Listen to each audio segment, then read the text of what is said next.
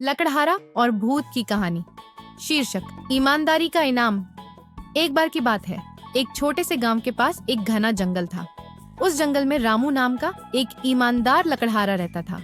वह हर दिन जंगल में पेड़ काटकर अपनी आजीविका चलाता था।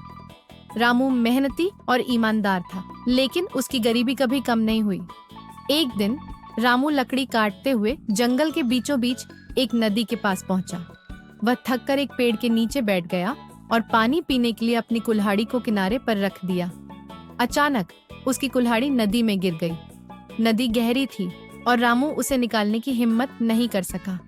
वह वहीं बैठकर उदास हो गया और भगवान से मदद मांगने लगा।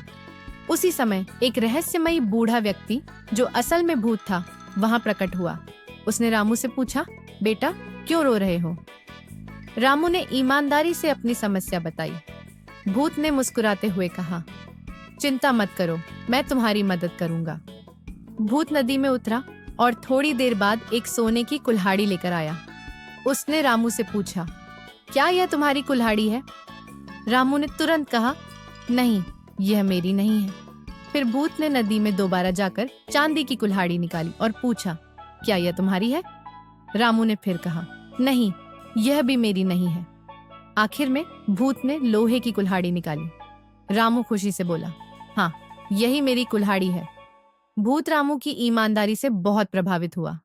उसने कहा, तुमने सच बोलकर अपनी ईमानदारी साबित की है, इसलिए मैं तुम्हें इनाम के रूप में सोने और चांदी की कुल्हाड़ियां भी देता हूँ। इन्हें बेचकर अपनी गरीबी दूर करो।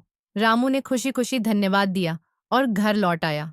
उसने सोने और चांदी की कुल्हाड़ियों से मिली दौलत का सदुपयोग किया और अपनी ईमानदारी की वजह से पूरे गांव में मशहूर हो गया। सीख। इस कहानी से हमें यह सीख मिलती है कि ईमानदारी का फल हमेशा मीठा होता है।